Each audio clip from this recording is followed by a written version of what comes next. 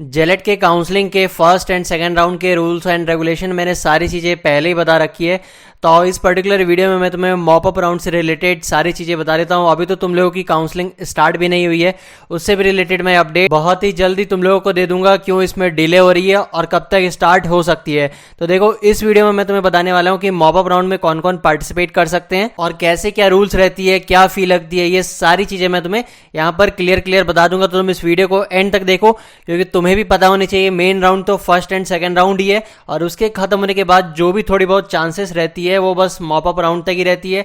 अगर इसमें भी तुम्हें नहीं मिलती है तो फिर तो तुम्हें वेट करना होगा नेक्स्ट काउंसलिंग की, अगर तुम्हें जेलेट के थ्रू एडमिशन लेनी हो तो। देखो, सबसे पहले तुम्हारी दो मेन राउंड होगी। फर्स्ट राउंड उसकी अलॉटमेंट, सारी चीजें, डॉक्यूमेंट वेरिफिकेशन, एडमिशन, वो सब होने के बाद फिर सेकंड राउंड उसकी भी अलॉटमेंट, ये सारी चीजें हो जाने के बाद काफी बच्चे ऐसा करते हैं कि उन्हें जो सेकंड राउंड में सीट मिला होता है उन्हें वो पसंद नहीं आती है, वो उस कॉलेज में एडमिशन नहीं लेते हैं। तो इसके कारण क्या होती है, वो सीट्स वैकेंट रह जाती है, या फिर काफी बार ऐसा भी होता है कि बच्चे एडमिशन लेने के बाद भी सेकंड राउंड के बाद छोड़ देते हैं। तो इन सारे सीट्स को मिलाकर मॉपअप राउंड की काउंसलिंग होती है, जहां पर ये सारी सीट्स की एक सीट मैट्रिक्स आ जाती है, जिसमें कि कितनी वैकेंट सीट्स रह गई है, कौन कौन से कॉलेज की, कौन कौन से ब्रांच में, वो आ जाती है।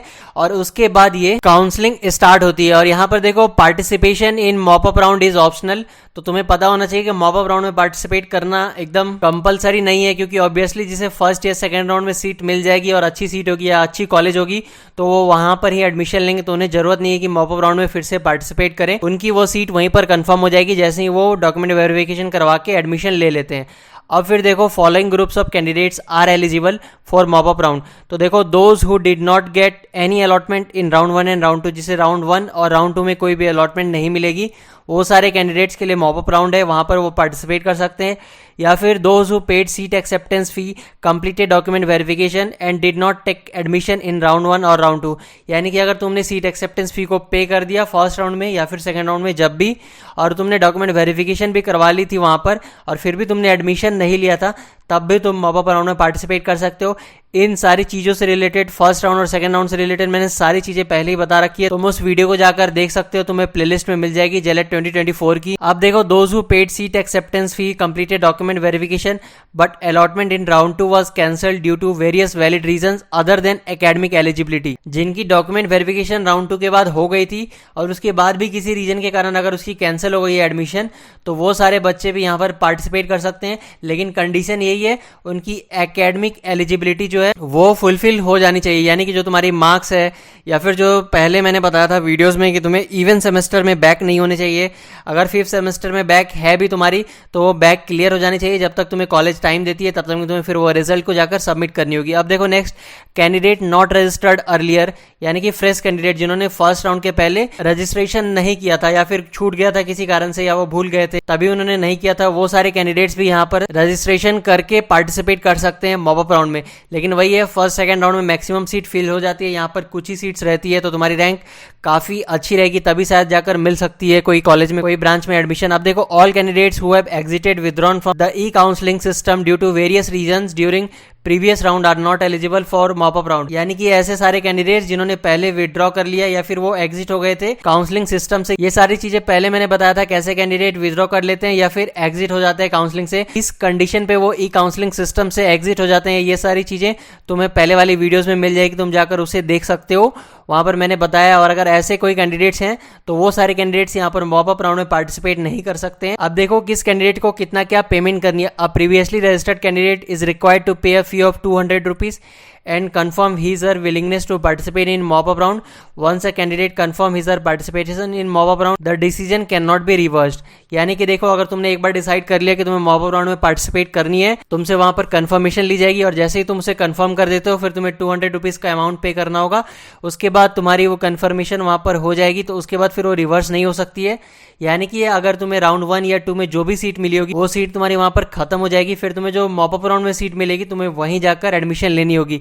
ये सब चीजें मैंने पहले भी बताया था, अच्छे से डिटेल में बताया, तो तुम्हें इसलिए मैं बोलता हूँ चैनल को सब्सक्राइब करके रखो ताकि तुमसे एक भी वीडियो मिस ना हो और तुम्हें हर एक चीजों की जानकारी तुम्हारे पास पहले से रहे। आप देखो, अ न्यू कैंडिडेट जो कि पहले से रजिस्टर नहीं किए थे, पहली बार रजिस्टर कर रहे हैं, तो उन्हें जो है 1000 रुपीज़ का पेमेंट करना होगा रजिस्ट्रेशन के लिए। वो जो भी कैंडिडेट होंगे, अगर उन्होंने फर्स्ट सेकंड राउंड में पार्टिसिपेट नहीं किया होगा, फर्स्ट टाइम पार्टिसिपेट कर रहे हैं अगर वो मॉपअप राउंड में, तो उन्हें 1000 का पेमेंट करना होगा।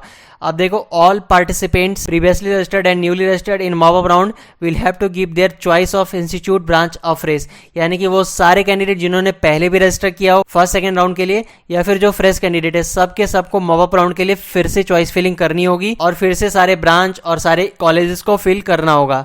अब देखो next, the candidate must cautiously note that if he wants to participate in mop-up round, his earlier allotment will automatically be cancelled and the vacant seat will be allotted to other deserving candidates. The candidate can never claim his or earlier seat back. यही मैंने यहाँ पर भी तुम्हें बताया था कि एक बार डिसीजन ले लेते हो तो फिर ये डिसीजन रिवर्स नहीं होगी, तुम्हारी वो जो पुरानी सीट होगी वो किसी और डिजर्विंग कैंडिडेट को दे दिया जाएगा।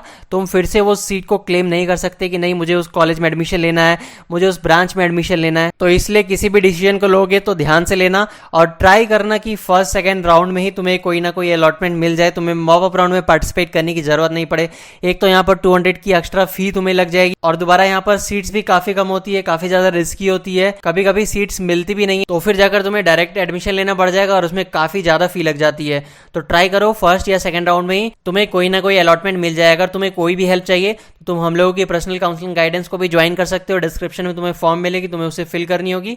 उसके बाद हम लोग 1-to-1 तुम्हें गाइड कर देंगे कैसे तुम्हें फॉर्म फिल करनी है, कैसे तुम्हें सारी चीजें करनी है, चॉइस फिलिंग कैसे करनी है, ताकि तुम्हारे रैंक के अकॉर्डिंग बेस्ट से बेस्ट कॉलेज और ब्रांच तुम्हें मिल पाए। अब देखो, if the candidate has paid the seat acceptance fee 5000 rupees, यानी कि अगर तुम लोगों ने 5000 का सीट एक्सेप्टेंस फी पहले ही पे कर दिया फर्स्ट या सेकंड राउंड में in any earlier round but did not took admission and a new seat is allotted in mop-up round, the seat acceptance fee paid by him or earlier will considered for the new institute। यानी कि तुम्हें फिर से वो पे नहीं करनी है, जो भी तुमने पहले पे किया था 5000 का अमाउंट, वही अमाउंट जो है उस इंस्टीट्यूट को ट्रांसफर कर दिया जाएगा जो तुम्हें नई अलॉटमेंट मिलेगी मॉपअप राउंड में। तो ये तुम्हें ध्यान रखनी है कि ये पेमेंट तुम्हें फिर से नहीं करनी होगी। अब देखो, there will be only one mop up round that will be the last and final round of e counselling conducted by WPGEE board. ये मैंने पहले ही बता दिया कि first second round main round होती है और ये जो मॉपअप राउंड है ये एक्स्ट्रा सीट जो वैकेंट रह जाती है उन पे करवाई जाती है और ये लास्ट और फाइनल राउंड है। इसके बाद कोई भी राउंड और नहीं होने वाली है। There after WPGEE board will hand over the database of e counselling to concern authority for appropriate action at their end. यानी कि इसके बाद जो भी सीट्स या फिर जो भी वैकेंट सीट्स रह जाएगी, ये सारी चीजें कंसर्न अथॉरिटी को हैंड ओवर कर दिया जाएगा। फिर वो अपने तरफ से जो भी एक्शन लेना होगा वहां पर वो लेंगे। उस सीट पर हो सकता है कि डायरेक्ट एडमिशन हो अगर वो प्राइवेट कॉलेज हो, या फिर हो सकता है कि अगर गवर्नमेंट कॉलेज हो तो वो लोग डिसेंट्रलाइज काउंसलिंग भी करवाते हैं। तो वो सारी चीजें बात की बात है, वो क्या होगी नहीं होगी वो उन लोगों पर डिपेंड करती है। तो आई होप तुम्हें ये वीडियो हेल्पफुल लगी होगी और तुम्हें काफी इन्फॉर्मेटिव लगा होगा। और अगर ये वीडियो तुम्हें अच्छी लगी तो तुम इस वीडियो को एक लाइक कर दो और साथ ही इस चैनल को सब्सक्राइब करके रखो, ताकि तुम्हें जेलेट से रिलेटेड जब तक तुम्हारी काउंसलिंग एंड नहीं हो जाती है कोई भी अपडेट तुमसे मिस ना हो और तुम काउंसलिंग में अच्छे से पार्टिसिपेट कर पाओ और एक अच्छी कॉलेज तुम्हें मिल पाए। Thank you for watching this video. मिलते हैं फिर नेक्स्ट वीडियो में।